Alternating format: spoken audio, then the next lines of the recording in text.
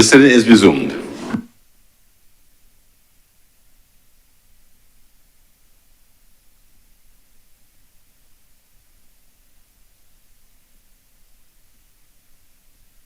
Any further speaker? Senator Reverend Canon Dr.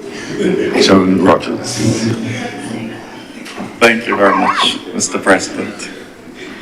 I rise to just offer a brief comment on the Barbados population policy, the resolution before us at this point in time. As we would have heard from the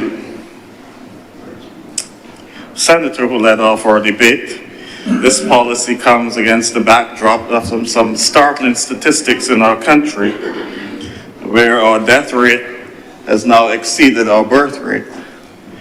And the birth rate has been below replacement levels since 1980. And there had been a decrease in birth and fertility since 1960. So that is the backdrop to this policy. If you would permit me, sir, some latitude just to set my remarks in a context based on the area of my training, which is a biblical and theological perspective. Whenever the issue of population emerges, it comes with its associated issues of fecundity and reproductive rights and freedoms, etc. And while each culture and each jurisdiction has its own way of dealing with these reproductive rights and freedoms, embedded in the Judeo-Christian tradition is that these things are exercised within the context of family and for the benefit of family and building community.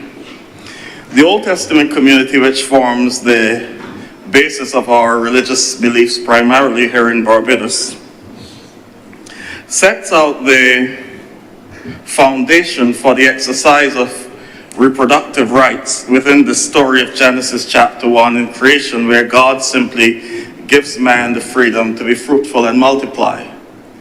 But Genesis 2 reins it in a little bit to remind us, okay, it's good to be fruitful and multiply, but it takes place within a context.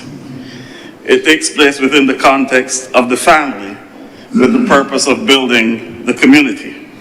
And thus set the pattern for the population policy of the Old Testament community, because the Old Testament community is one built on a relationship with God, which they call the covenant.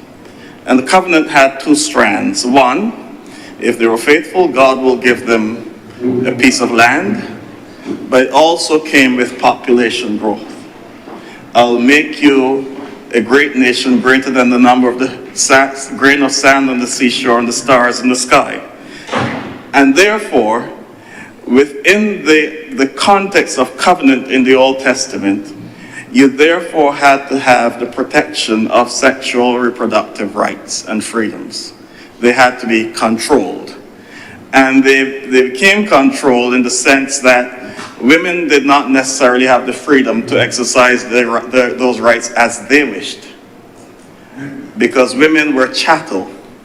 They were the properties of their father, who would later sell them to their husbands, and then they became the property of their husbands. So their reproductive rights were constrained within that relationship. But in addition to that, it also had implications for the man, because since their population policy is based on a relationship with Yahweh, the man does not have a right over his own body in terms of how he uses his reproductive matter either, because the seed is really Yahweh's seed and not the individual's. And that's where a lot of the laws in the Old Testament are premised. That law that people like to quote from Leviticus 18 and verse 22, a man shall not lie with a man, is not necessarily about what we think it's about. It's about the wastage of seed, that you cannot engage in a practice that wastes Yahweh's seed because it's not yours. And that's why there's no law, no corresponding law about two women lying together, because as far as they're concerned, they can't do much. They're still the properties of their father. They have to, when the father is ready, he sells you and you make sure you get some children. That was their law. Likewise, the sin of onanism in Genesis 38, where they developed the whole notion of the Leviric marriage, where if your older brother died and he had no children, his brother after him should come and have a child with the woman so that the brother's name will not be blotted out in Israel. And Onan, the son of Judah, refused to perform that rite for his sister-in-law Tamar. Every time he laid with her, he would engage in what you call coitus interruptus and allow the seed to fall to the ground, and God slew him. Because again, it is not yours to waste. It is Yahweh's. So the whole reproductive policy in the Old Testament community was based on this covenant relationship. And this covenant relationship was lived out within the context of family and the building of community. So sexual reproductive rights, yes, you're an individual, but the individual was responsible to the community in terms of reproduction. The New Testament community is somewhat different because their notion of covenant is not based on building a physical nation. And so their whole concept is different. But in the New Testament community, intercourse was to be for only one purpose, and that is reproduction. There's this thing about having fun and all that. It was not for that. It was about reproduction and production of children. And that's why in the early church, women beyond the age of childbearing could not marry.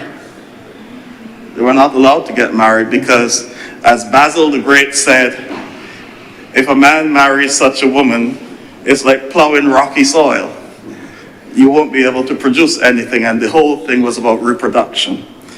I have laid that foundation, sir, just to make the point that that particular community had its own policy about building its population, and it was within the context of an understanding that intercourse and reproduction is sacred, and it is premised upon your relationship with Yahweh. Fast forward to our time, we came up in a Judeo-Christian community, but our circumstances and our culture is totally different now. There's no way we can go and tell a young woman that she does not have agency over her own body. And that, I mean, you could try.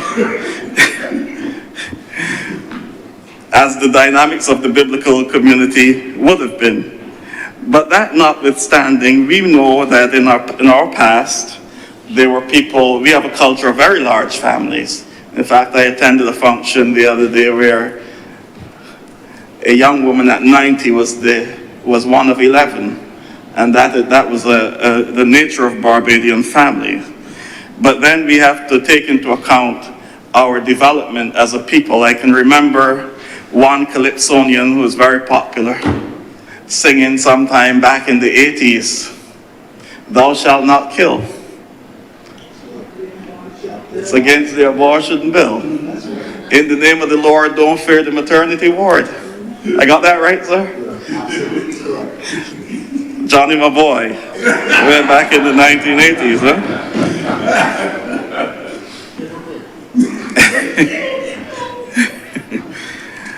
We also have a culture, because women have agency over their bodies, they can also make choices about their sexual reproductive rights, and we know in Barbados that there is space for legal abortions and so on. And so we have to take that into consideration when we talk about our population policy. In fact, just in 2023, Barbados had just about over 400 abortions. So when we multiply that, when we take that throughout the years, we can see that that may have contributed in some way to the population crisis that we have at this point in time. But I just want to commend the drafters of this policy. It is wide-ranging, it is comprehensive, and it shows that a great deal of thought went into it, particularly in the areas of the goals. With our first goal, which deals with citizenship, expanding the scope of citizenship and migration and so on, that speaks to the need to, the urgency with which we need to grow our population. But I also want to add the caution that Senator Walters would have added, because let us not forget that the most recent election in the US, one of the most important issues was immigration. And what immigration speaks to is not just that you don't want people in, but the question is, how will these people alter the culture and the dynamic of your society? And it came with a bit of fear, as we would have expected, and we saw the results of that.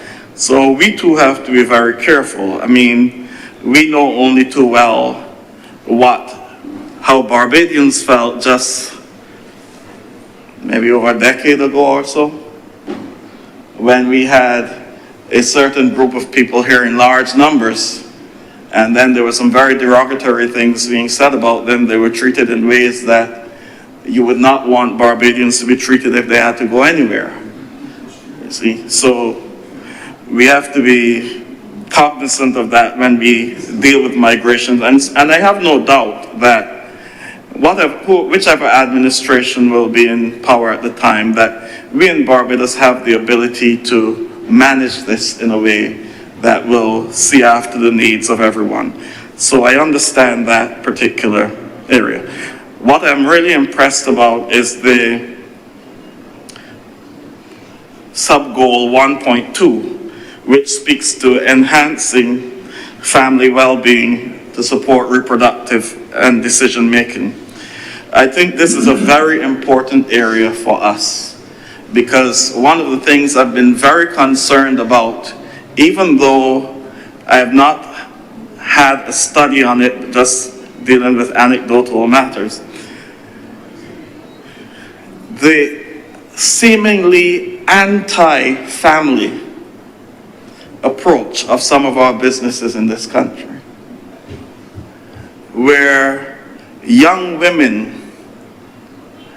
feel that they cannot express their fecundity, they cannot express their sexual rights and reproduce because of the negatives that it will bring in terms of their promotion and upward mobility in the company. I think we need to deal with that. Even if it's just one instance, it's one instance too many. Because we cannot build the type of society we want where women are fearful or feel that they cannot have a child at this point in time because they cannot progress in life. Having a family and having children should become a celebrated thing in our society. It is something that we should cherish. We should be happy when women have children and encourage them to have children and encourage them to build families. But if we're having companies that will punish, and I'm saying punish here in inverted commas, a woman simply because she is pregnant and she has to be out for a few months or whatever to make sure the child is properly weaned, then that is not the type of society we want to build in Barbados, you know. And so I call for us to become a more family-friendly country where people are encouraged. I am happy to see that there's a point towards the possibility of incentives for having a family. And I know this is something that other nations have tried and were successful at. In fact, I happened to be in the United Kingdom in the year 2017 when they put a cap on the benefits for the number of children you have. And they put the cap that we'll stop at 2 children. If you go beyond that, so yeah, we'll stop at 2 children. If you go beyond that, that's at you. I always remember the morning I went to Mass in church, and the priest, obviously he had a couple children because he was livid. he couldn't believe how the government could just change this bill like this and put people in the jeopardy that they would have been in. So they too had incentives for having children to help to grow their nation. And having children is not just about creating statistics.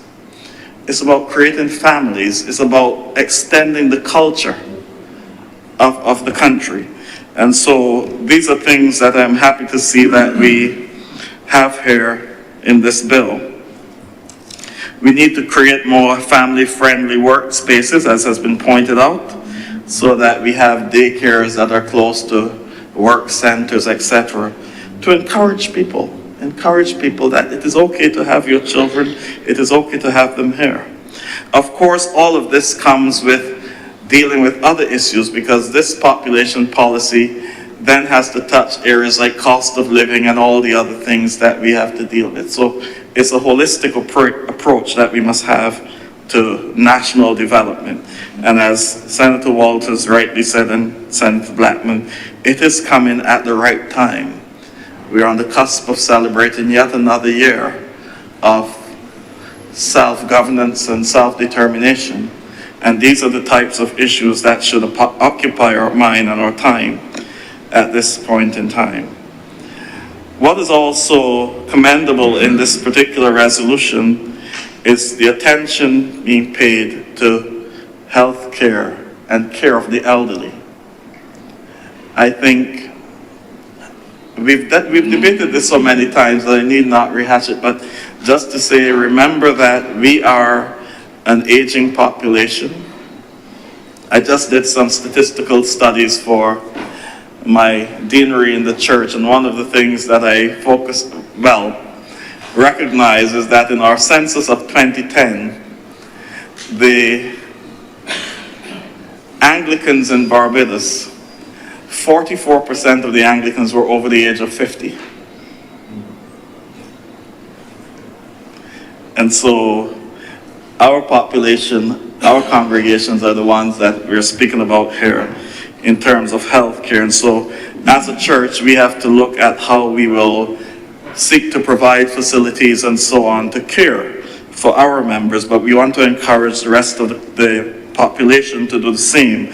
And I'm very happy that this has been placed here in this population policy, because it's not just about growing the population, it's about caring. It's about providing an environment where we are living as a family and as a community. I've often said that we chide people, and I'm not making anyone heroes here, but some of the people who go and leave their elderly at the hospital, you know, we may be angry with them and we look down on them, but in some cases, that is an act of love. Because many of them recognize they do not have the means to care for their loved ones. Many of them recognize that I can't stay home any longer.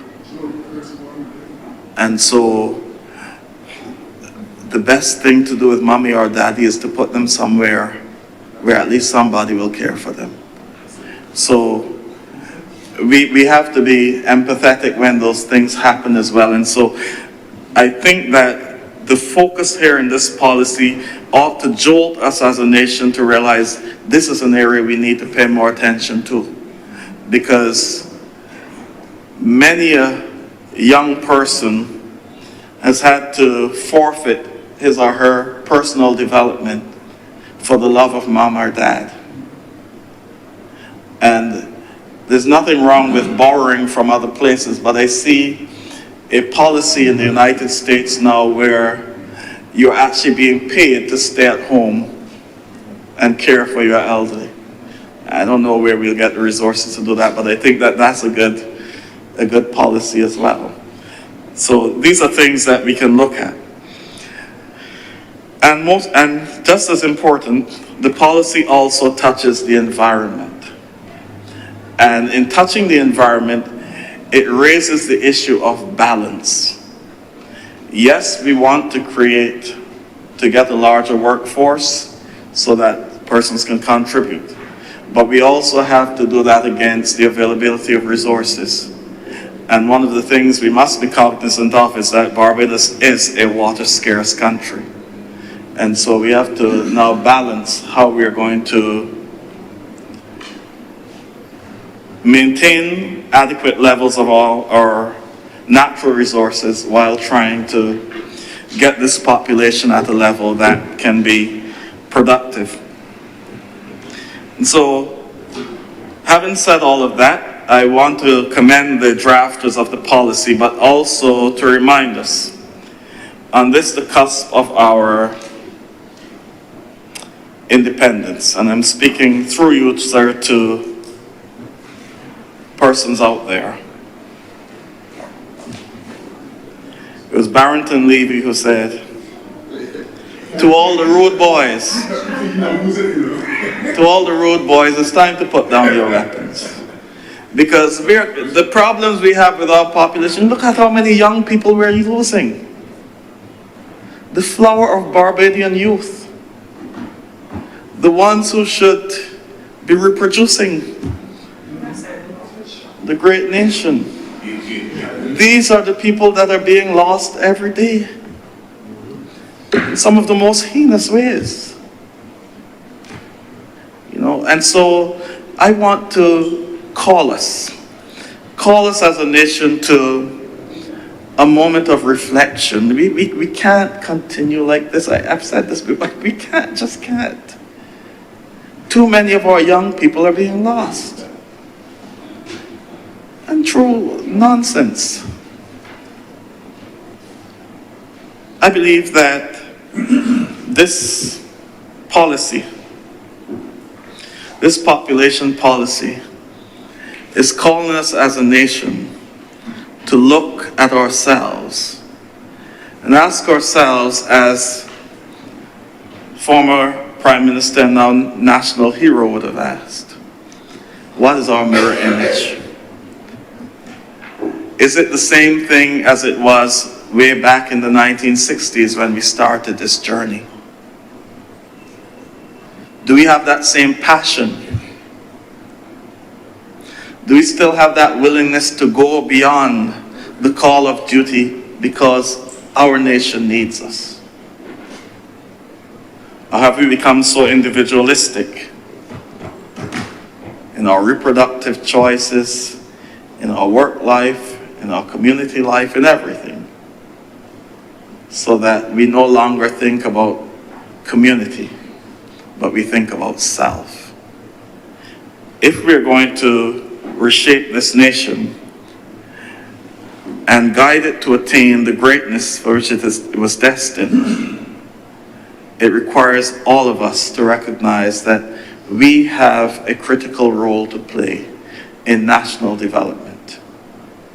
For the young people out there who are looking at life and think that I do not need any children, I don't want any children, I hate them, because many young people tell you that. I do not want any children, they're too noisy. I would say, but somebody endured your noise. Somebody cared for you. And maybe it comes from the sense of community that we've created or lack thereof. But I want to encourage us to build a new Barbados. And the new Barbados may not look like the one that we had before. It may mean that we may have a larger migrant population. The culture may be shaped in a little different way, but there are some core things that we can hold on to, which is the genuine care for the other, decency, a sense of national pride, and faith. I think a lot of people discount the importance of faith in building what we have as a nation now. The church of which I'm a part came to this country just under 400 years ago with the first settlers. It had a checkered past. A lot of negative things were done in its name, but also a lot of positive things. It helped to shape the community. It helped to shape what became our culture. And whether we recognized it or not, an integral part of Barbadian culture was our faith.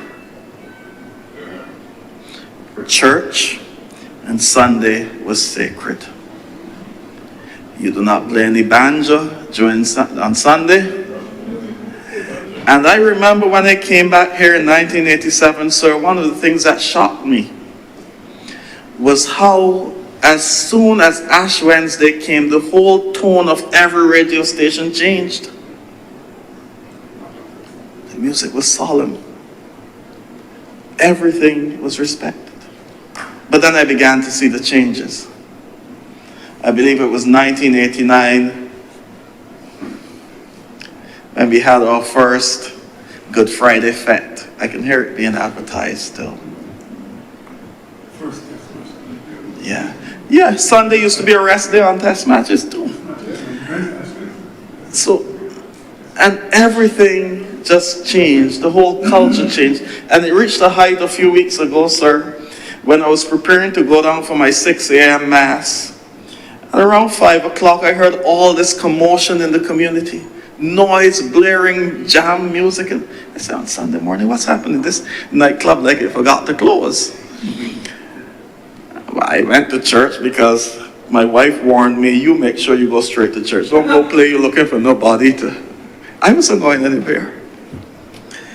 Only to find out that some of my members said when they were coming, the street was blocked because there was a street jam. On Sunday morning.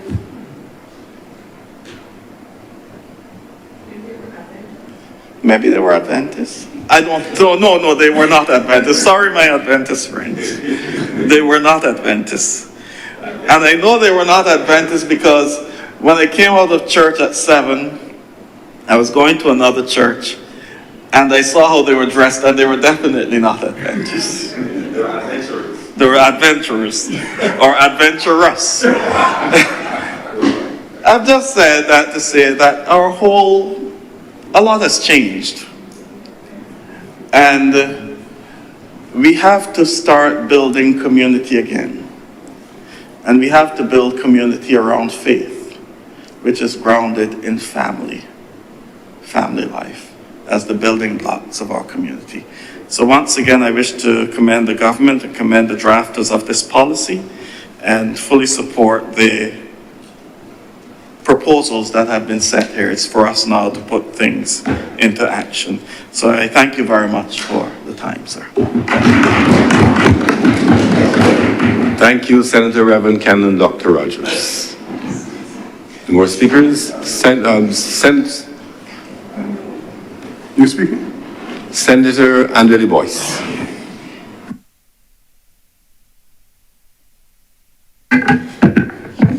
Thank you, Mr. President, for recognizing me. Given the late hour, I will try not to be as expansive as I had intended to sort of be.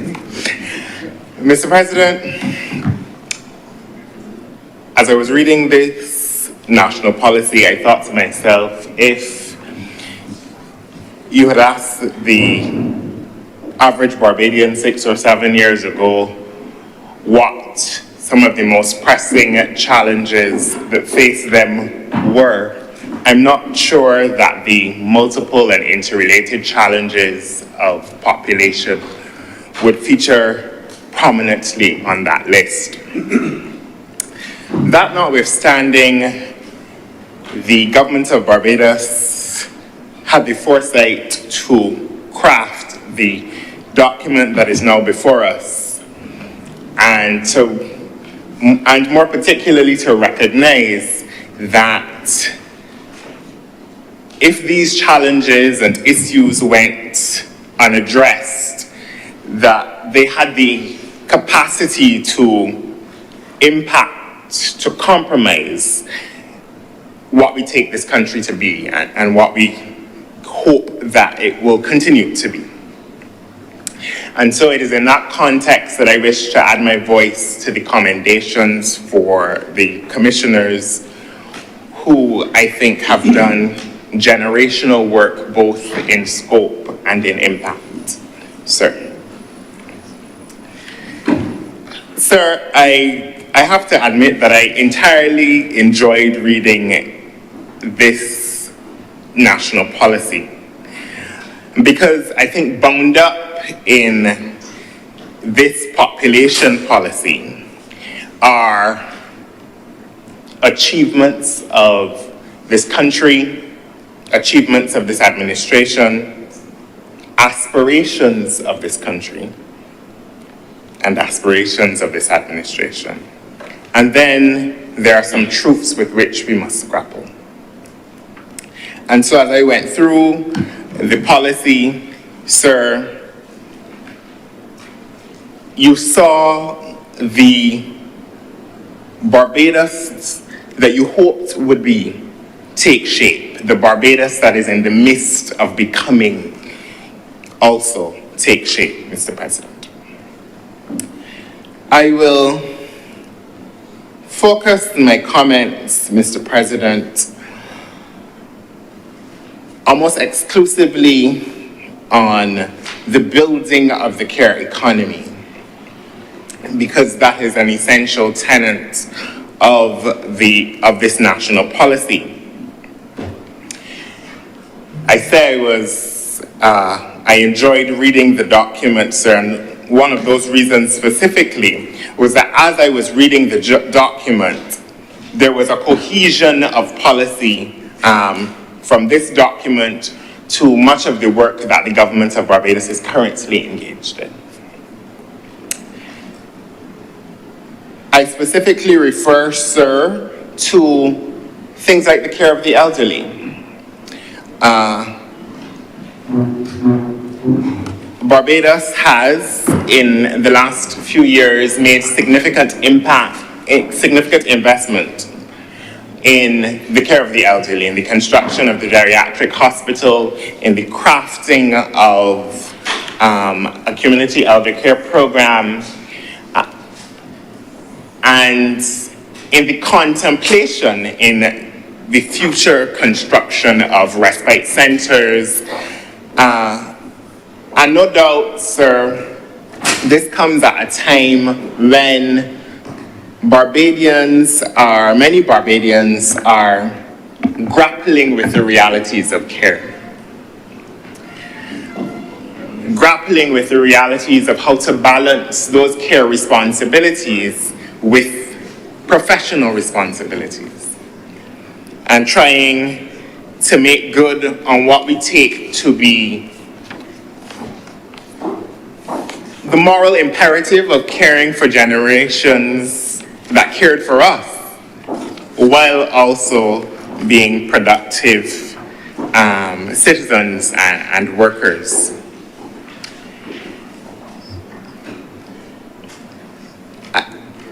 I use that example to talk about the elderly, but that is also true for persons with disabilities.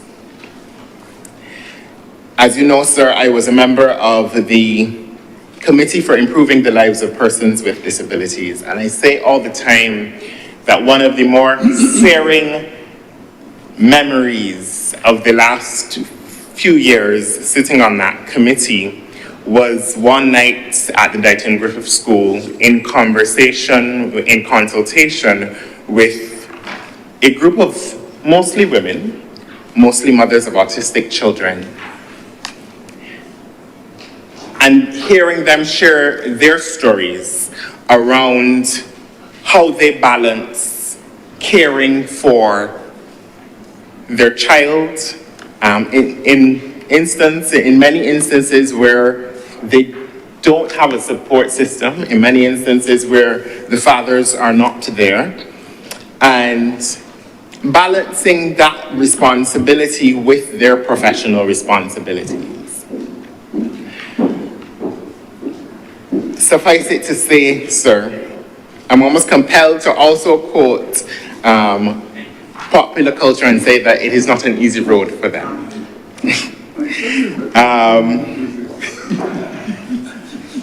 Many of those women, Mr. President, shared the stories of trying to get their child ready in the morning and enduring what in any other context would be considered abuse and assault. but having to go out after that experience, having to go out into the world and be productive. It is not an easy road. And it is why the government of Barbados has recently contemplated, you heard the Honourable Prime Minister speak to it as the lower chamber debated the national policy on disability, the crafting of the establishment of respite centres also for persons with disabilities.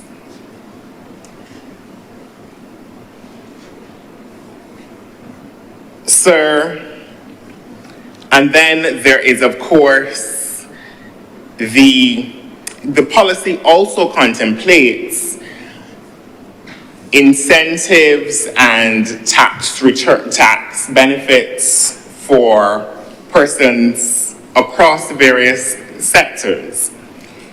Also in the area of disability, Mr. President, coming out of the last estimates and budget process, we know that there was an expansion of the disability benefit to 4 new categories of persons with disabilities. A recognition that care costs and that a person caring for certainly particular categories of persons with disabilities, depending on the severity, may from time to time be compromised in their economic standing, to put it as chartedly as I can. And so those are the investments that the government of Barbados is making around our care economy. I want to join the Honourable Senator, Reverend Dr. John Rogers, Cannon, my apologies,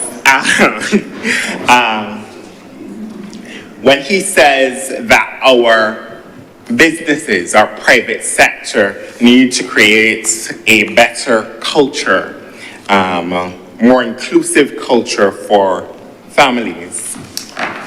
Mr. President, I chuckle all the time at the notion that during COVID, we mastered the art, those of us who could, of working from home. And it was just the way things were. In the period since, though, there has been a call to come back to the office, a call to come back to whatever your quarters may be. And as we contemplate building up care infrastructure, as we contemplate, Mr. President, creating systems that permit people the space to care for their elderly, for their disabled, for their children, Mr. President, we may need to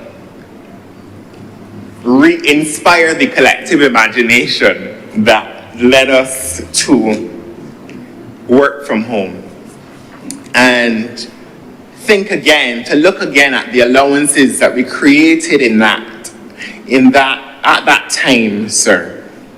Because I think that no doubt, I think the data tells us that productivity did not suffer any large degree because we were working from our studies or kitchen tables. And perhaps we need to think again and to, I think, do the right thing in relation to permitting people the space to do that which they need to do. Mr. President, there have also been investments, as you know, in child protection and in child justice, sir. And bound up in those policies are also notions of family and the stability of our family. Those reforms to the legislative system are really aimed at ensuring the stability of our familial relations as best we can, even when things go wrong. And I think that those are also investments in care and in people, Mr. President, necessary investments in people, and the government of Barbados ought to be commended for those efforts, but also for the policy cohesion that we see and the through line that we see running through both this document and so much else that the government is doing and contemplating at this moment. Because very often, those of us in the social policy space will complain about policy isolation, right? Where a government commits to doing population, to meeting a set of population targets, but you only see those ambitions reflected in population policy. Not so with this administration, because policy by policy, legislation by legislation, you're seeing a commitment to care that runs through so much of the work that the government is doing.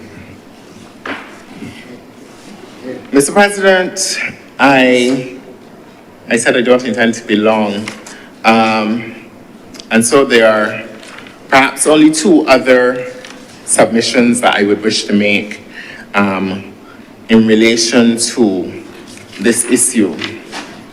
The policy also contemplates, Mr. President, access to health care.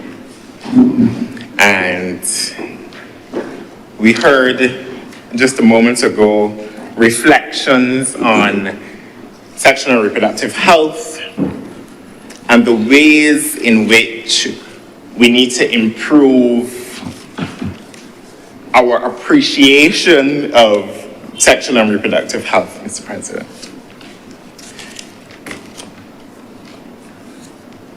Let me say this.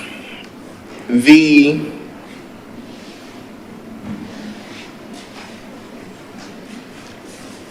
have had a culture in this country of silence in relation to sexual and reproductive health. And if any of this policy is going to make any sense, certainly the tenets around sexual and reproductive health, we are going to have to change that. We're going to have to shift away from that, Mr. President. And that is going to require a number of things. One of them, in my view, is age-appropriate, comprehensive sexuality education. And I know when you say that, sometimes it inspires some angst. I hope that I will get some reprieve on this, the eve of independence. Sir, comprehensive sexuality education, life skills education should run through all of the nation's institutions, the church, the school, our social groups and social clubs, Mr. President. And very often when we talk about comprehensive education, sexuality education, we talk almost exclusively about children, right? Because that is the thing that is sexy, for want of a better term. It inspires, angst. But I think no doubt, sir, that it is essential for it to run through all of our institutions and for it to be happening across the lifespan and life cycle. The data tells us that there are information deficits throughout the life cycle, right? The ignorance, in the proper use of that term, that a child or an adolescent may have does not disappear when they become 18 or 21, Mr. President. And so I think there has to be space across our institutions to talk about these issues, to confront them. I think there is space, no doubt, for, as we grapple with things like STIs, but also as we grapple with things like gender-based violence. Quite ironically, or entirely by happenstance, we're having this conversation in the midst of the 16 days of activism to end gender-based violence. And what if our institutions were better at having these conversations with not only women, but men as well, with a view to cauterizing the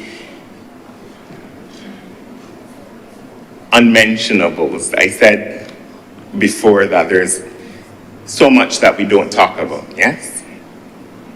And what if we reimagined institutions, schools and churches and community groups in a way that permitted space for these kinds of conversations? I think the time is now, Mr. President.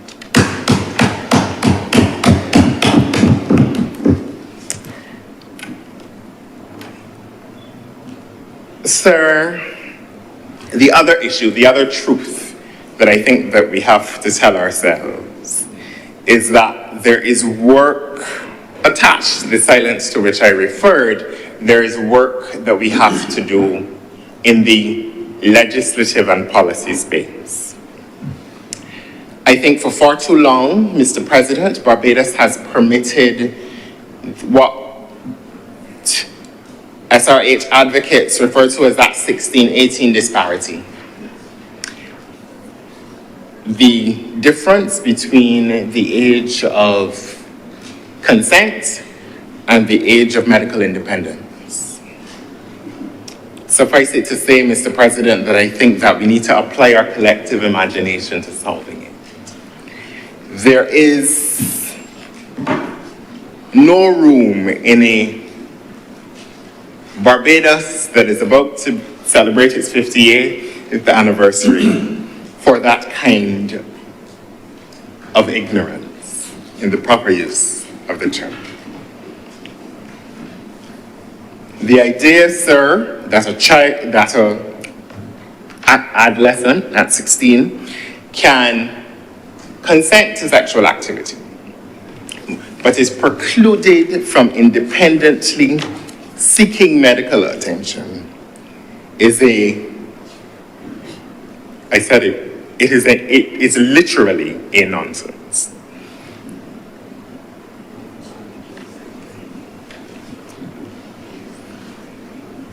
Mr. President,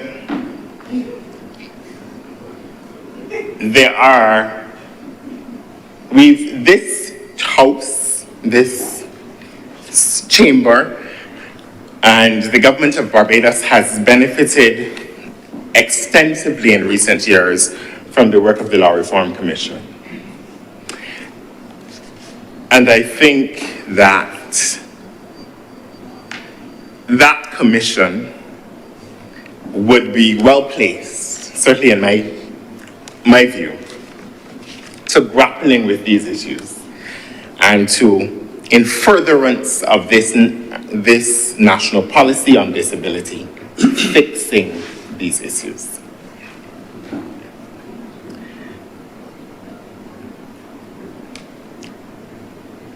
Sir, there is one more issue, one more truth, and then I'll take my seat. And it is the issue of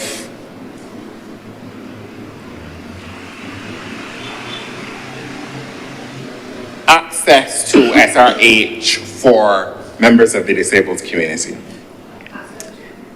Sexual and reproductive health, information and education and access for for members of the disabled community. Mr. President, the prevailing sentiment in this country, even sometimes held by medical practitioners and doctors and nurses and others, is that members of the community should not have access to their sexual and reproductive rights. And we do this, the stories, I refer to being a member of the Committee for Improving the Lives of Persons with Disabilities, the women and sometimes men who told us stories of interfacing with doctors in both the public and private sector and hearing, why are you here?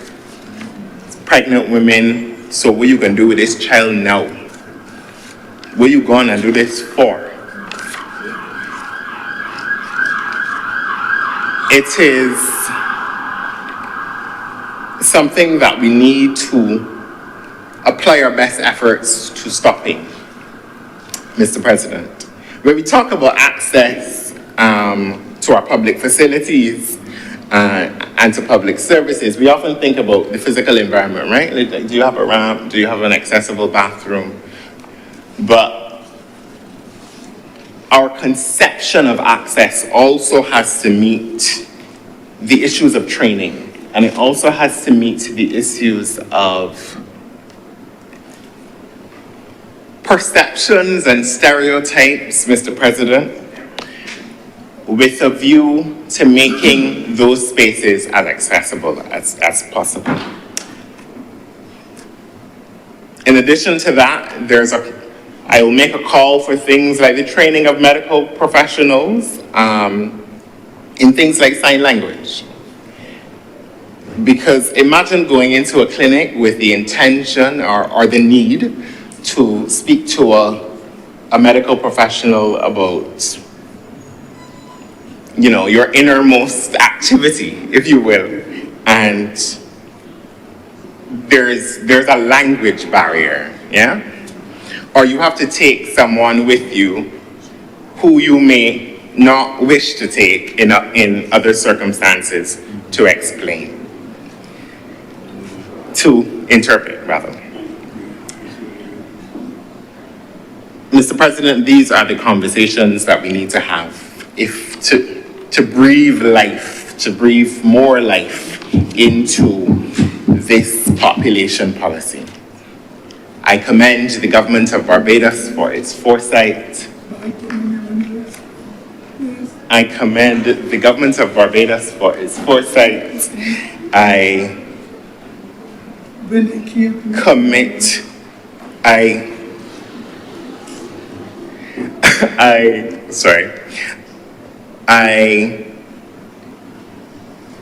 Mr. President, celebrate a Barbados on the eve of its independence that is doing and committed to doing this generational work. And may we continue that work, and may we always find the moral courage to tell ourselves the difficult truths. Mr. President, I thank you. Thank you very much, Senator Andrew Boyce. Senator Blackman. Thank you very much, Mr. President. I rise to wrap up this debate on the resolution of the population policy. And I would wish to commend everyone who took the floor and spoke on a matter of significant importance to Barbados. And as you've heard, this discussion and debate took place within the context of the future of the country, our population needs, but as has also come out, and as also has been suggested, not just the socio and economic aspect of it, but also the focus on how can we ensure that the livelihoods of our nation and our citizens and residents takes place. in a holistic way going forward. And it allows me to express gratitude for the contributions. I also want to make note of Senator Walters' remarks. We often, more often than not, we don't agree on policy matters. But this afternoon, no, but hold on. But this afternoon, I heard from him perhaps for the first time. And I suspect as he charts out his path within his own party, it was a reflection of things to come. And therefore, he gave us a new flavor and not the usual script that he was given to him. And therefore, I welcome that sort of debate from the Honourable Member, because I believe that in time to come, we will see a new dawn. But let me also pay homage to, or I can only be me. Let me also pay homage to Reverend Dr. Cannon Rogers for his intervention, and also placing squarely some of the societal perspectives that we must confront as we treat the population, as we treat to our women, as we treat to our society, and a lot of the vulnerabilities that oftentimes go unchecked or not necessarily unnoticed, but not given necessarily the spotlight in which they need. And in his usual eloquence, he charted, in my view, a framework for consideration also on the eve of our independence. And to my fellow government senator, Senator Boyce, for capturing perfectly some of the challenges, but equally opportunities he's outlined for consideration for those amongst us who are not just vulnerable, but really looking at how can we treat to a lot of the gaps that are filled when it looks to the issues to sexual reproductive health. And therefore, Mr. President, I just want to take this opportunity to wish fellow Barbadians a happy independence, a happy Republic Day tomorrow. And once again to wish Shirley Chisholm a centenary happy birthday. And as we look to build up this population, as we look to build up this country, that we can continue to see the gains and growth and stability that we've enjoyed, underscored by a population that punches above its weight here and abroad and wherever we go. And Mr. President, I'd like to beg that this resolution be now passed.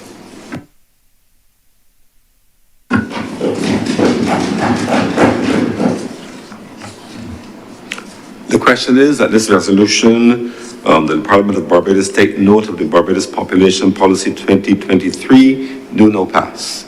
Those honourable senators in favour, please say aye. Aye. Those against, please say no.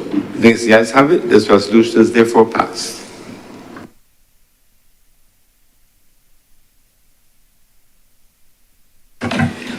Order number 7, sir. Name of the Honourable Leader of the Senate to move the second reading of this Sexual Offences Bill 2024.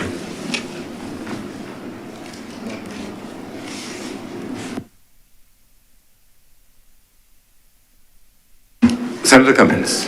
Thank you very much, Mr. President. The hour is late, and I know it's the night before Independence Day, and it's coming up to the Christmas season, and I've already been threatened by at least one colleague that I am going to be on their Grinch list. But I have given them the assurance that I want to make sure that I'm not on their Grinch list by not keeping us here at Christmas by making us suffer through on a night like tonight. So bear with me, guys. So colleagues, I rise on this occasion to take us through the Sexual Offences bill which is before us, the amendments which are there. I'm not going to go into a lengthy discourse on the bill. I believe that the bill has been on the order paper in the other place and in this one for some time, and so I'm confident that honourable members have had an opportunity to peruse the substance of the bill. Simply put, Mr. President, this is an old piece of legislation, but not as old as some of the others. 1992 was when it first came into effect, but it was a case that was held far more recently that caused one particular section to be called into question. Section 12 of the existing legislation,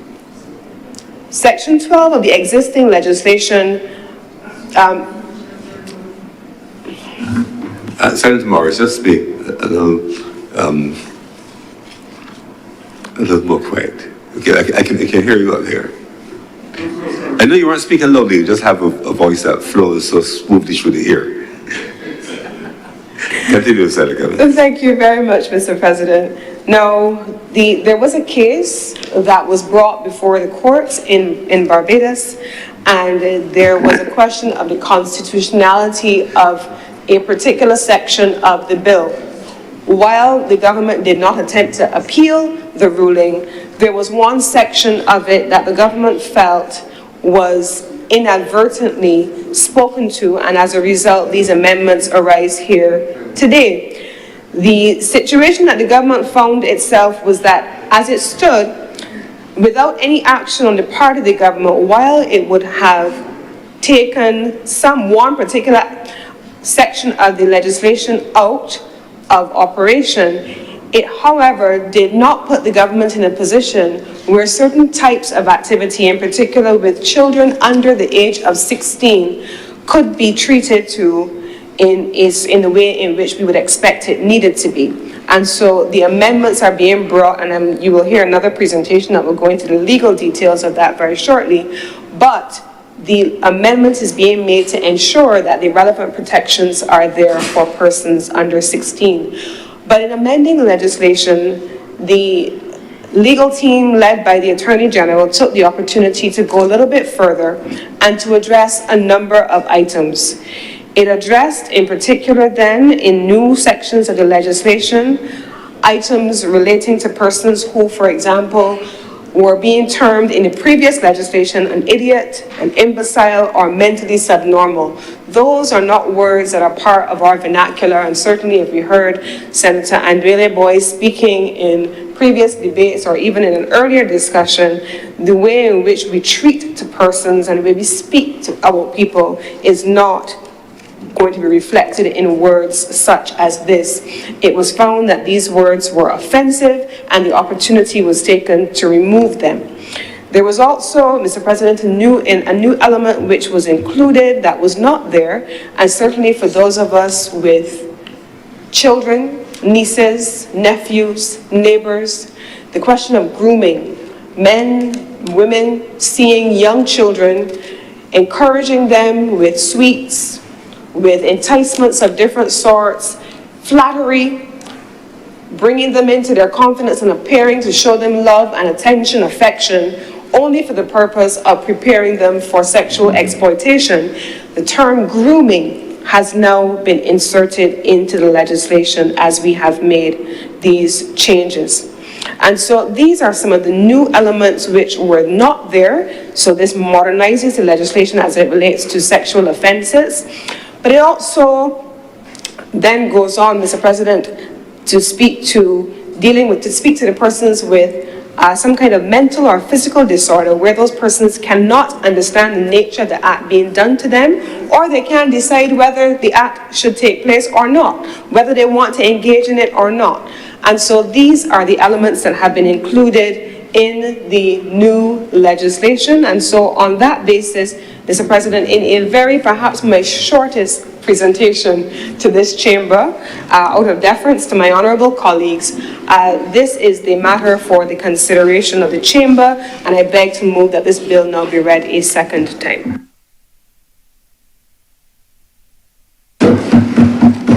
Senator Honourable. Thank you, Mr. President. And I rise to make a contribution to the amendment to the Sexual Offences Act. And at this late hour, I will try to be as concise as possible. I really should be at this time rapping conkeys and stuff like that, but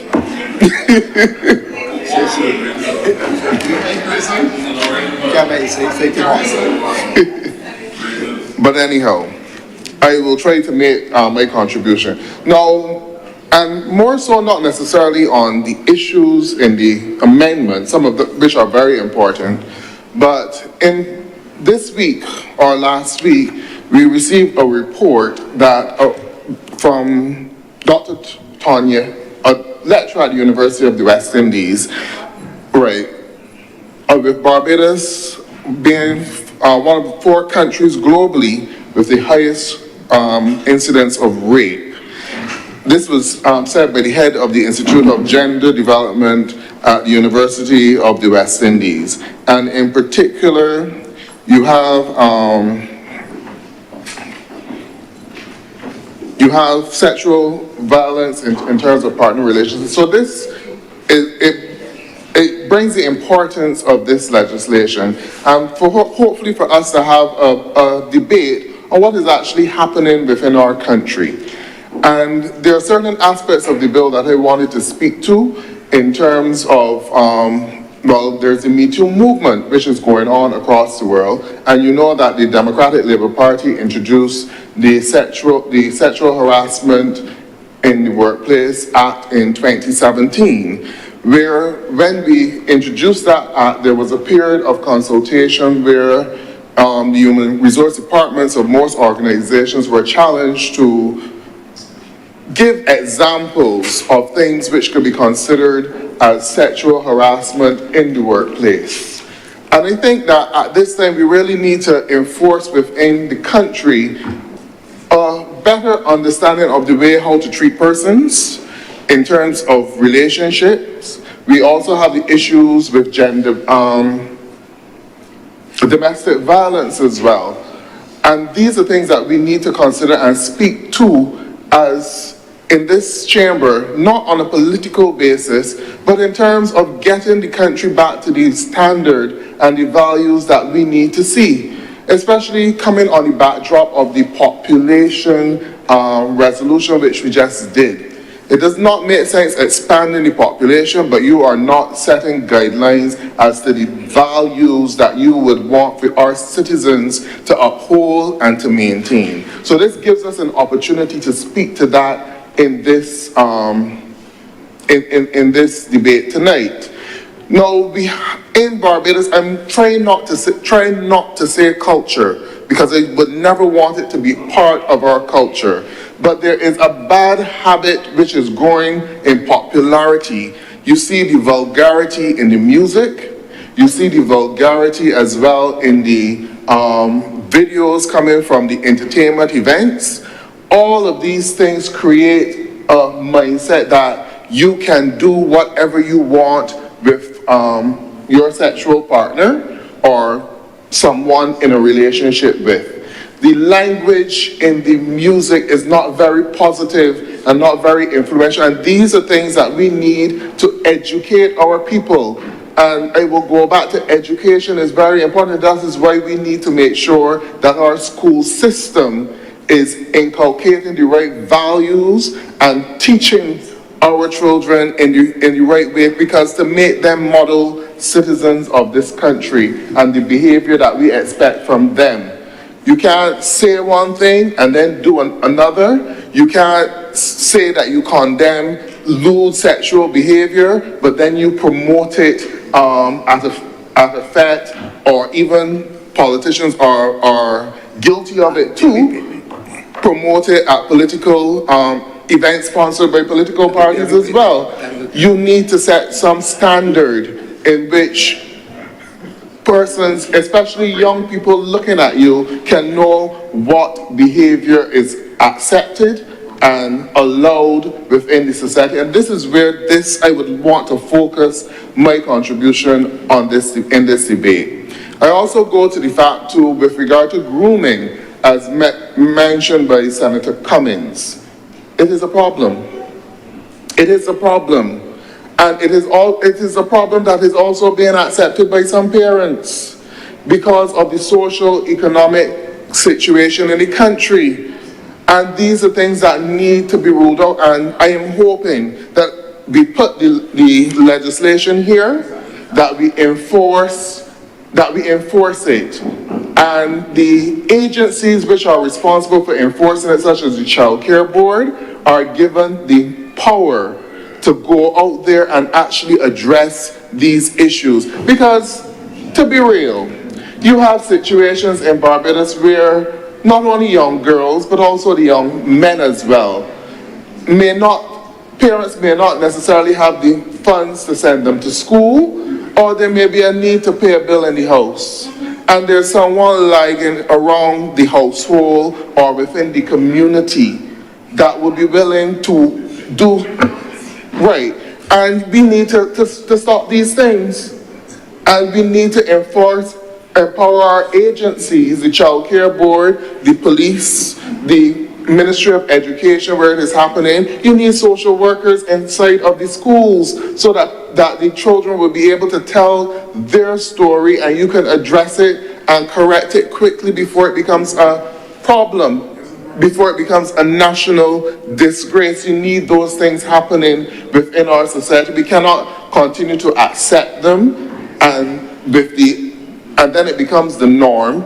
We need to stop it, because you need to protect our children. You need to protect our women in our communities. You need to protect persons with disabilities. You need to protect the persons who are vulnerable. These are things that we need to speak about in this chamber and be on one ground, united against these things. So I would speak to that with regard to the grooming aspect of it. I have to raise two issues in terms of inconsistencies within the legislation. I told Senator Nichols that I would give him something to speak about, so he may want to come after me. But yes, the amendment, but it's not controversial. It's not controversial. It's nothing, so you don't go for your red book.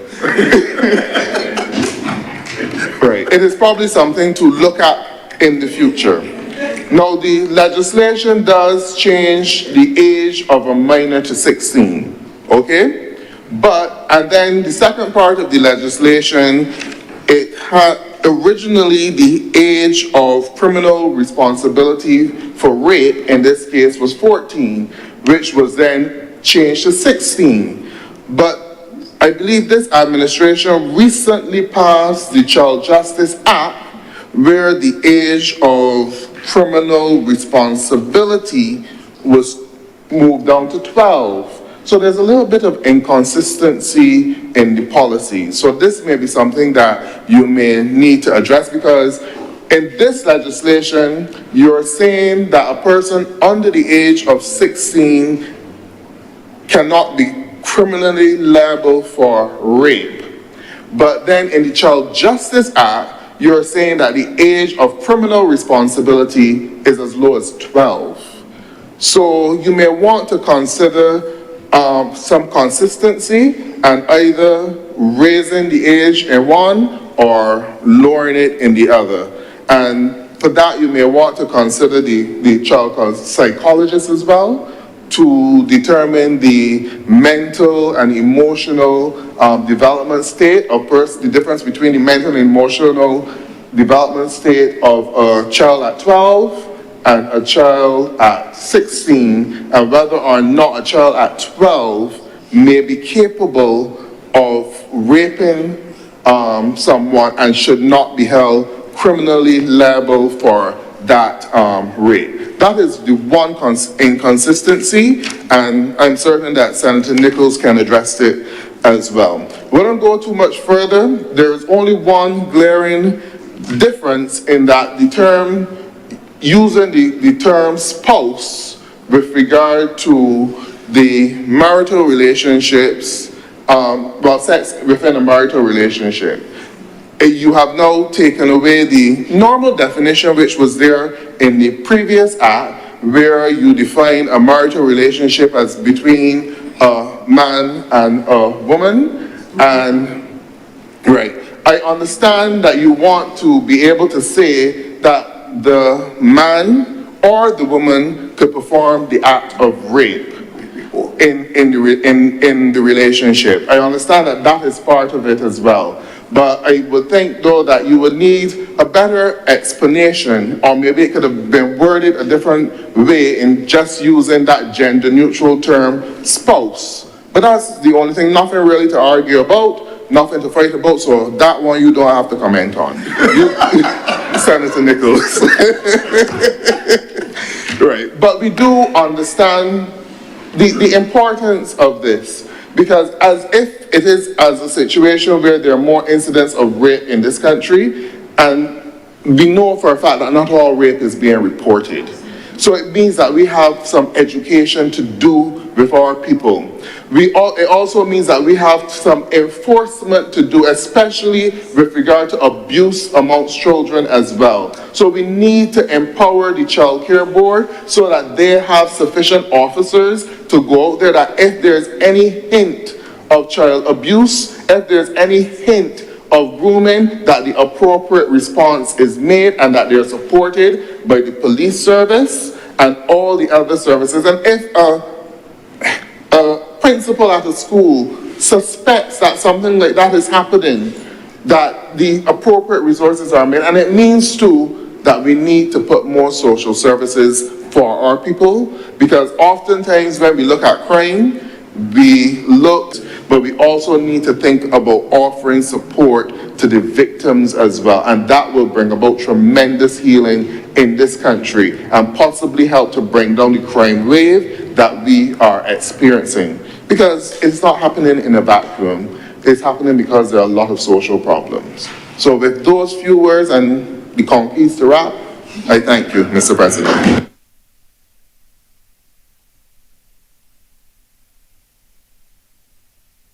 Speakers, Senator Nichols. Mr. President, thank you for this opportunity to address the Chamber on the bill under consideration. I know that the hour is late, but you would permit me the opportunity to make some comments about the importance of this bill and the context in which the government finds itself having to amend the legislation. Since 1992, the Sexual Offences Act has only been amended once. In 2016, the last administration amended the act to make provision for a charge to be brought against a man for raping his wife.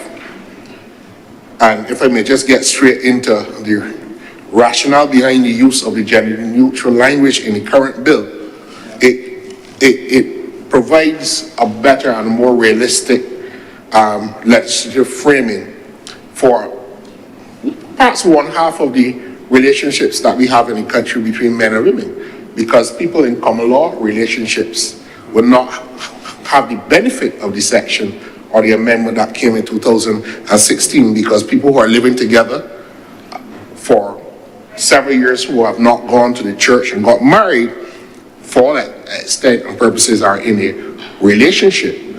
But those who are subject to rape will not have that benefit of the same protection that we afford. Yes, it still be a rape, and it will not be a common law defense, but at the same time, we wanted to bring it on par in terms of the relationships between common law spouses and husbands and wives. The bill is also brought here as a result of a number of judicial decisions that have affected how the Sexual Offences Act has been interpreted by the courts. The language given by the lawgiver is subject to the interpretation of the courts as to what the law is. In 2022, our highest court confirmed that under the legislation, a man can in fact rape a man based on the language used in the text of the existing 1992 statute.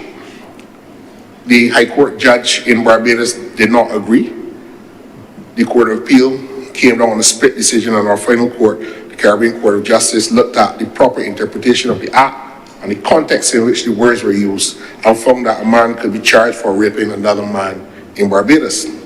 At the same time, the court found that the use of the gender-neutral language extended the definition to include rape, as rape, anal penetration as well. Any person, male or female, can be the offender or the victim of a rape. And this is an important step in terms of moving away from the English common law definition of rape. And the Caribbean Court of Justice, in my respectful view, was right to look at the language used by this Parliament as far back as 1992 to make that very progressive step in our law. Interestingly enough, Mr. President, the CCJ noted that there were a number of recent decisions challenging the offence under Section 9 of the present legislation, which is the offence of buggery. And a number of Caribbean and other courts in the world have found that that offence, as was, I should say, structured and thing, was unconstitutional. And while they commented on it, they didn't rule on it because that was not a matter before our highest court.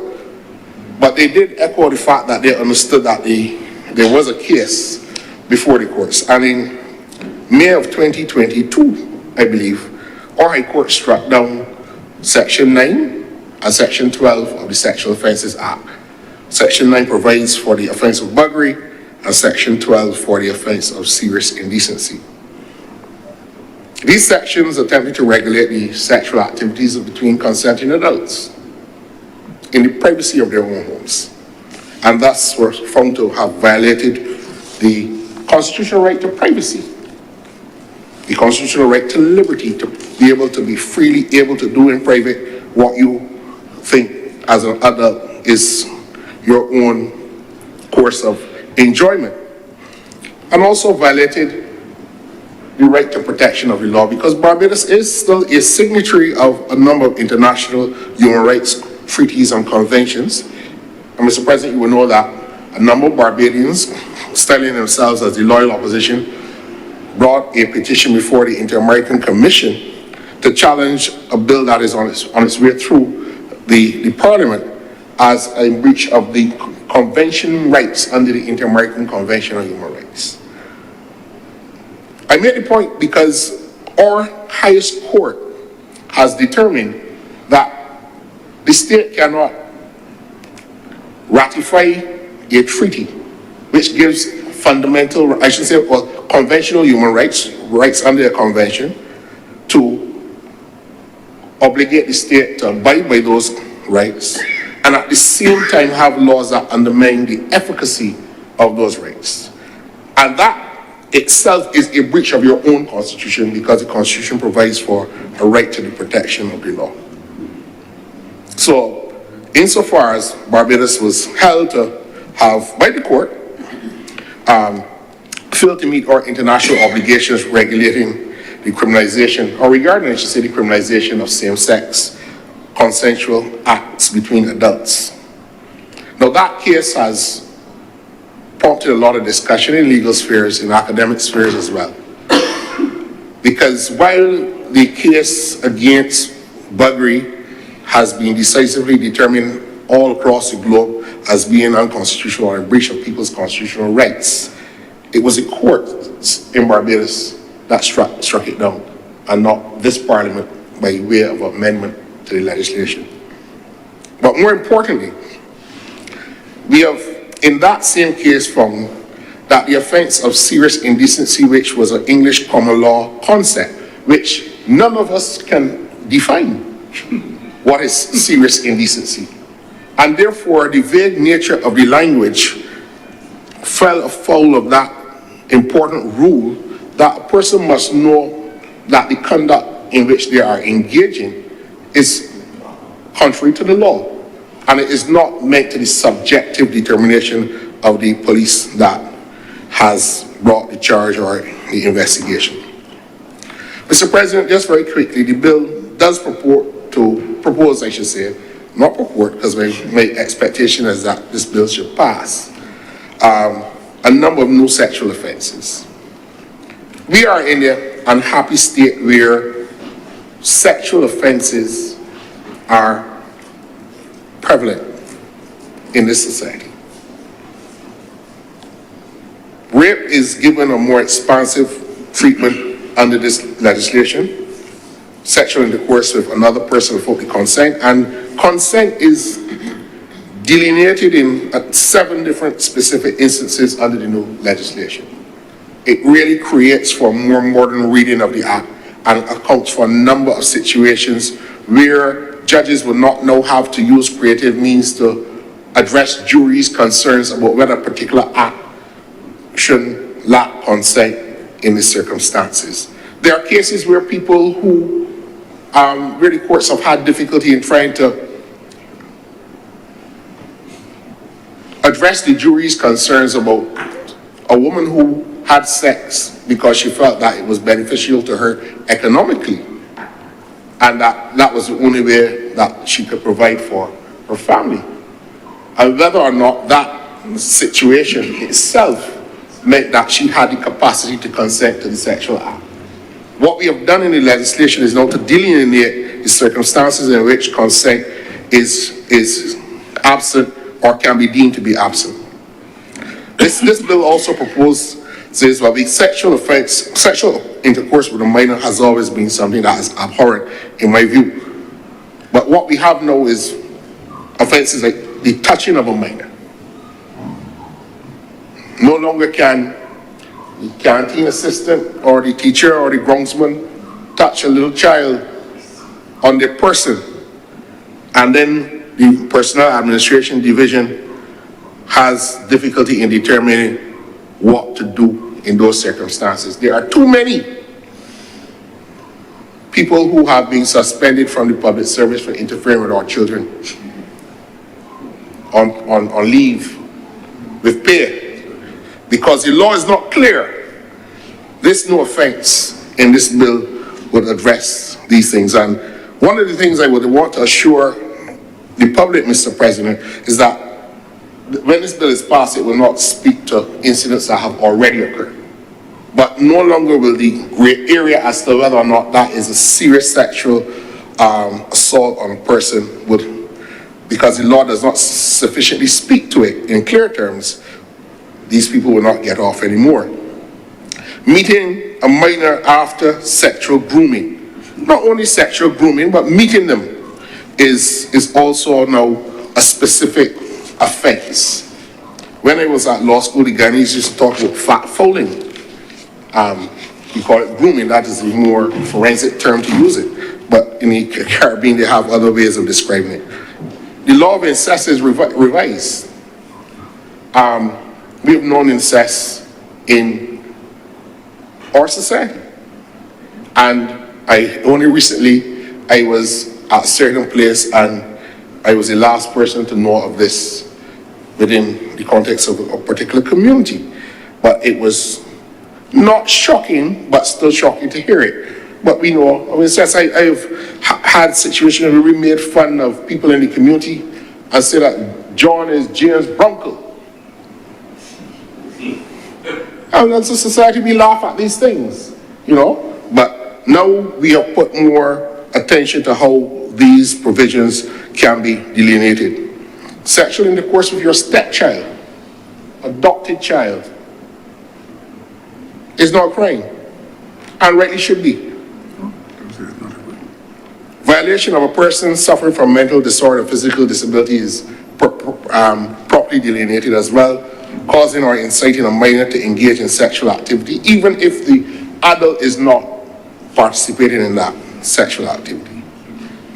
Engaging in sexual activity with a minor can create some challenges, particularly for people who live in very small accommodations where there are large families and so forth. But that is something that we have to protect, because teachers at the kindergarten level are complaining that little boys and girls at ages 4 and 5 are simulating what they are seeing in their homes at schools. They don't know any better, but that is what they're doing. And this is a troubling feature of how we are faced with these circumstances.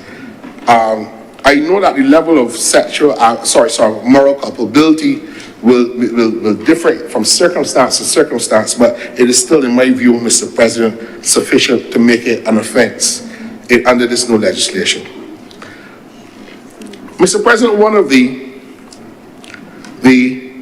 more progressive features about the bill is that under the 1992 Act, we had this very strange provision tacked on at the very end of the bill, which provided that the court, in addition to any sentence or provision, could direct that if the accused is a man, he could be whipped.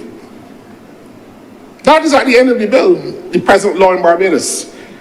And that, in my view, is barbaric. Happily, we do not whip people anymore in our society. Some people might say that is why the society is as it is, but I believe that we have a solemn, fundamental duty not to exact punishments that were exacted on our ancestors as a means to physically, mentally, and spiritually demean you. That is being abolished by the bill that we are passing. Also, an important feature of the bill, and I think I need to take the time to explain it, Mr. President, is that the hearing of evidence by a complainant is now to be done in camera, in other words, in private. No longer will the courtroom be packed with journalists, waiting jurors, members of the public, or anybody else, done in camera. For minor, it was mandatory before, but for adult, it was optional. The court had to make a determination. Notice had to be given to the accused person, and the court had to strike the balance between whether the evidence would offend public morality, public decency, and the effect on the complainant. I certainly participated in a sexual assault matter in which, after we broke on the afternoon, I got a note from a member of the public which was asking me to ask a question when we resumed the next day, which I thought would have been unfair to the complainant, even although I was representing the accused at the time. And I thought that that was really, really beyond the pale. But complainants now will not have to go through that process. And I would really like to think that the country can move to a stage where, particularly for young victims of sexual offenses, to record and take the evidence as early as possible so that the complainant does not have to go through that episode 2 and 3 times. It is very difficult. Earlier this week, Mr. President, I was drawn into a case where a lady at work was sexually harassed by physical touching. And while she was not the subject of the disciplinary proceedings in the workplace, she was made to feel that she was the victim or the reason why this is so. And the line of questioning from somebody that we all know well was that, why you didn't report it immediately? And that was the line, not that the man did it. And I want to say to you, Mr. President, and to Senator Earl through you, well, the last administration passed a sexual harassment legislation. I am yet to find a single incidence of the Employment Rights Tribunal doing a case under. I am aware that complaints have been made to the Chief Labour Officer and matters have been initiated, but not one single of these matters has ever come to my mind. I could be wrong, my research might be limited, but I'm not aware that a single case has ever come before the Employment Rights Tribunal for determination. And that is not because since the legislation has passed, people have stopped being harassed sexually in the workplace. But we have a culture of victim blaming in this society. We have a culture of not treating to these issues in a very serious way. And hopefully we can address these issues. Mr. President, I want to go very quickly into something that is important in my view, because we have had the reports coming out of the university studies and we are aware of the police statistics as it relates to sexual offenses in Barbados. There has been a call for a sexual offences registry, which is designed to enable government authorities to keep track of the activities of persons who have been convicted of sexual offences, including persons who have completed their sentences. The registration is accompanied by residential address notification. You have to notify where you live. And there are restrictions in jurisdictions where you can't live near schools or daycare centers or things of that sort. Some are more invasive. You can't even access the internet, depending on the nature of the sexual offense. Not many countries have these. From my research, Australia, Canada, UK, United States of America, South Africa, Republic of Ireland, and in the Caribbean, Trinidad and Tobago and Jamaica have these registries. But what is interesting, what I discovered in my research, well, there has been a call, and I've heard it on the calling programs a lot. I believe even Senator Walters may have spoken to it at some stage. I stand to be corrected, but or at least I heard it in this chamber coming from that side of the table. But what the research has indicated that a lot of the sexual offense registries are not really effective, because some of them are offense-based. As long as you have committed an offense under sexual offences legislation, you are placed on this registry. Some of them are risk-based assessments, so that if you are determined or deemed to have a propensity to commit this offense or a risk to reoffend, you will go on the register. But in most cases, it is an offense-based system. And many question the efficacy of it, because you're basically labeling a person a perpetual deviant, somebody who's to be shunned by the society. And the psychologists would tell you that is an early manifestation of what? The self-fulfilling prophecy. Likely to reoffend, because if the society thinks that you are a sexual deviant, then what could be more burdensome than going back up to prison for something that everybody thinks that I am? And that has been found to have been a troubling reality in relation to that. So as a small society, I know Trinidad has the legislation in place. They have notification requirements, and the police are to be notified everywhere you go. One deficiency you find is that in societies like ours, where we have a high level of deported people who are on sexual registries in the United States, UK, they come back. And Trinidad has found that, but the legislation does not provide for them to be registered or monitored in the way that they would have been in the country which they left. But Trinidad has now made their sexual offences register public, so people can be placed on it. But we don't have enough data coming out of the Trinidad experience, because they have only started that public register in 2019.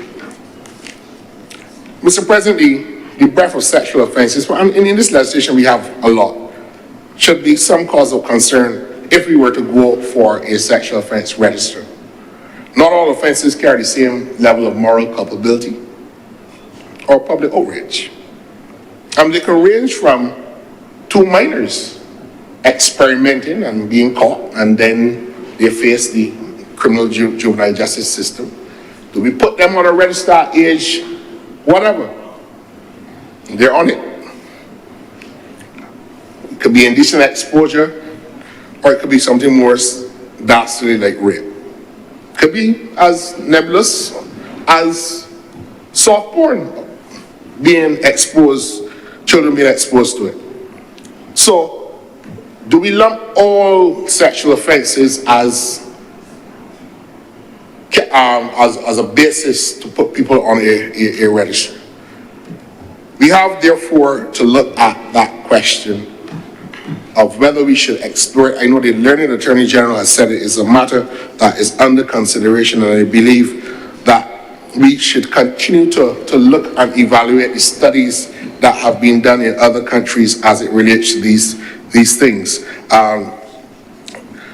There is a number of studies coming out of the United States, because out of all the industrial countries, the United States is the only one that makes their register accessible to the public, whereas in the UK, Australia, Canada, and other jurisdictions, this register is only accessible to the police and to the state authorities that are in need of that kind of information as to the whereabouts, locations, and so forth of people. I suppose if you are planning to establish a school, you don't want a convicted pedophile or locate a school in the area where a convicted pedophile lives.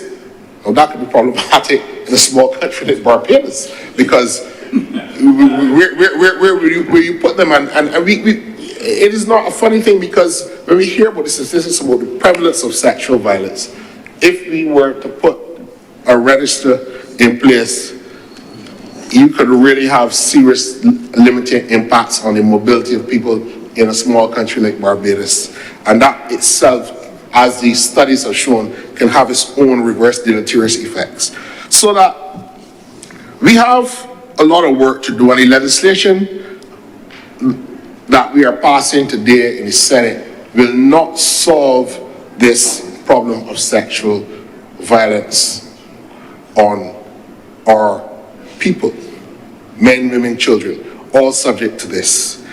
It makes better provision for the law, and we are modernizing the law in a significant way today.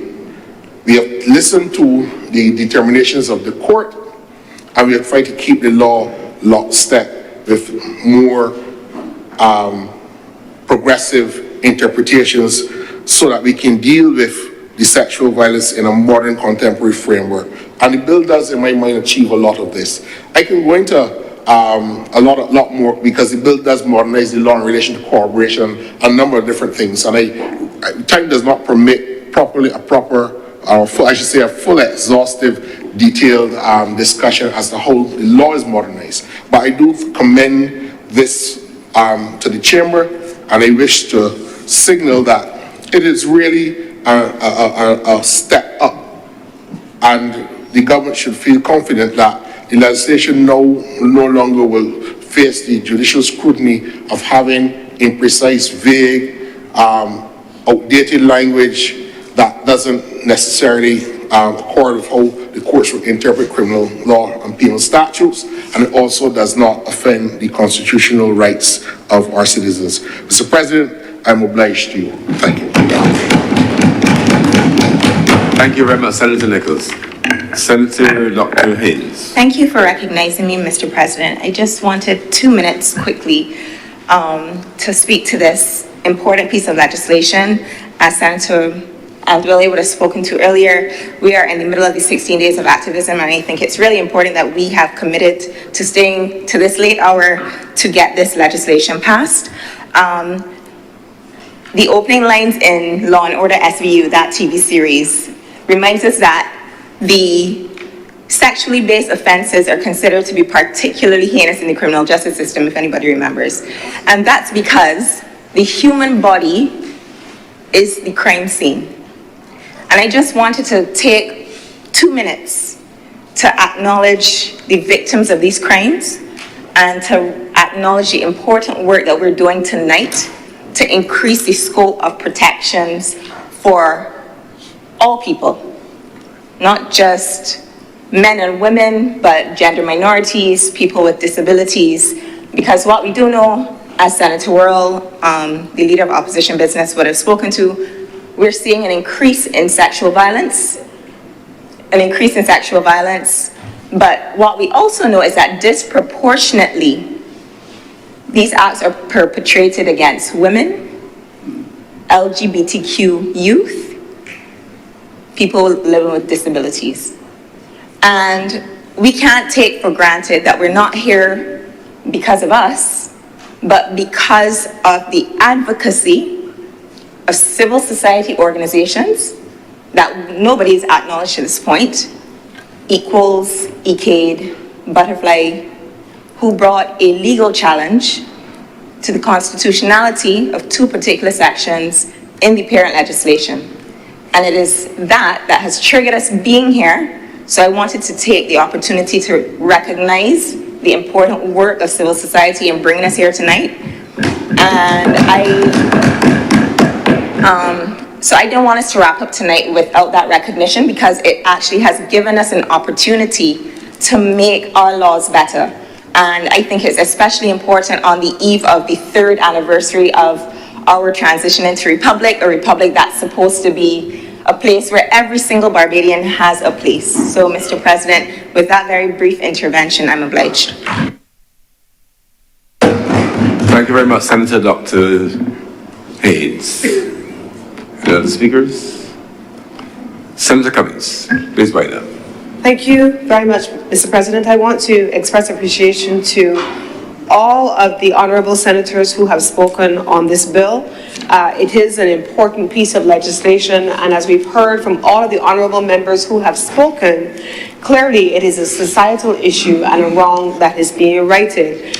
The opportunity to right the original wrong that went before the court, and then the opportunity to expand the scope of the amendments being made to the legislation.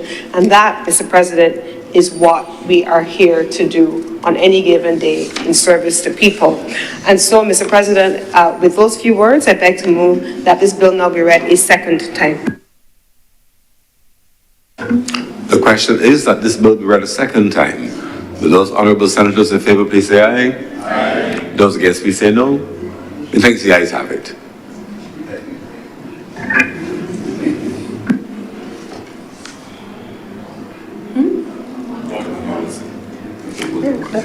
I stood, Mr. President, to propose the appointment of an acting deputy president in the person of Senator the Honourable Lindell Nurse for the remainder of today's sitting.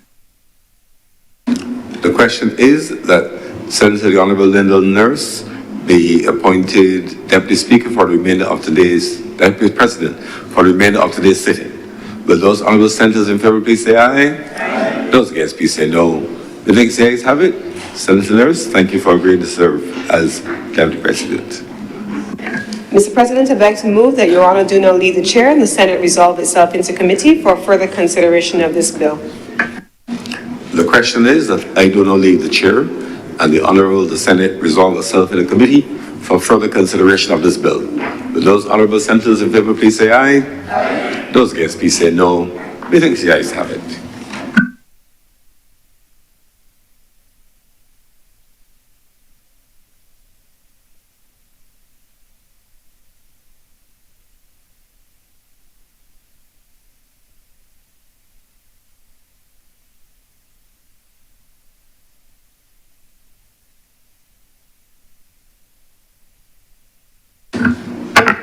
Senate is in committee.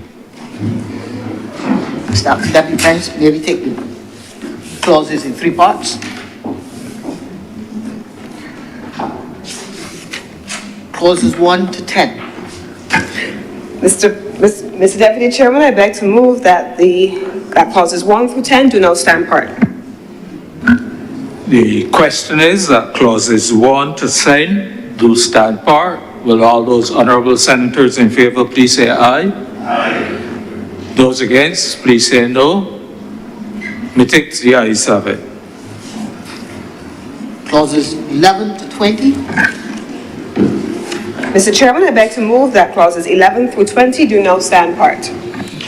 The question is that clauses 11 through 20 do now stand part. Will all those honourable senators in favour please say aye? Aye. Those against, please say no. Methinks the ayes have it.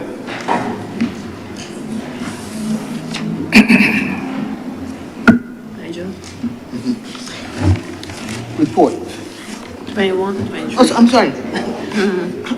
Clauses 21 to 23. Mr. Chairman, I beg to move that clauses 21 through 23 do not stand part. The question is that clauses 21 to 23 do now stand part. Will all those honourable senators in favour please say aye? Aye. Those against, please say no. Methinks the ayes have it. Mr. Chairman, I beg to move that you do now report to His Honour the President the passing of 1 bill in committee. The question is that I do now report to His Honour the President the passing of 1 bill in committee. Will all those honourable senators in favour please say aye? Aye. Those against, please say no. Methinks the ayes have it.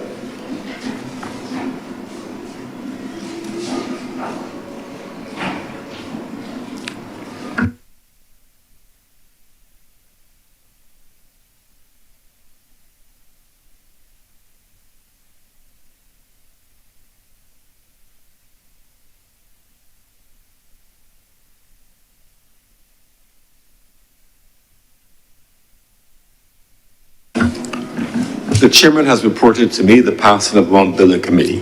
Senator Cummings. Mr. President, I beg to move that this bill now be read a third time. The question is that this bill be read a third time. Will those honourable senators in favour please say aye? Aye. Those against please say no. The next the ayes have it. Mr. President, I beg to move that this bill do now pass and be cited as the Sexual Offences Amendment Act of 2024. The question is that this bill be now passed and be cited as the Sexual Offences Amendment Act 2024. Will those honourable senators in favour please say aye? Aye. Those against please say no. Methinks the ayes have it. This bill is now passed and so cited. Senator Cummings. Mr. President, I think that this is a moment that all honourable senators have been waiting for me to say all evening. This brings us to the end of government's business for today's sitting.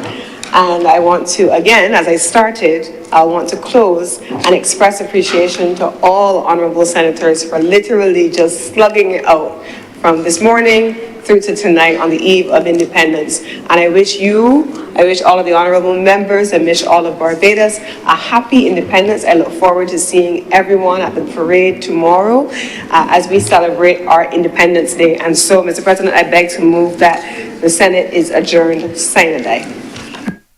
Senator Warren.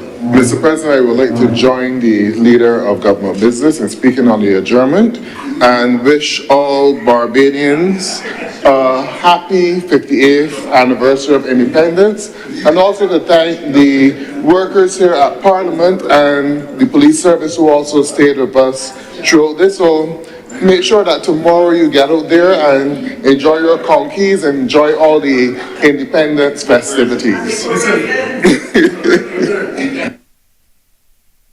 Senators, please, senators, the business is not finished. Please, let us maintain due decorum. I know you're excited at the prospect of a little freedom in a few moments. Let me join with the leader of government business and with the leader of the opposition and the independent senators in wishing all of you and the staff and the general public in the hearing of our voice, on behalf of the entire Honourable Senate, wishing everyone a happy independence. I look forward to seeing all of you tomorrow as we celebrate our 50th anniversary of our independence. I wish everyone a good weekend and look forward, Senator Cummings, when you let us know when next you will have us here for a short while. So thank you very much, all the very best for independence, and thank you for such spirited and wonderful contributions today. Notwithstanding the length of the day, the quality of your contributions did not wane as time went on. You've shown your intellectual and physical stamina. Thank you. Well done. The question is that the Honourable the Senate do now adjourn sine die. Will those honourable senators in favour please say aye? Aye. Those against please say no. Methinks the ayes have it. The Senate is adjourned sine die.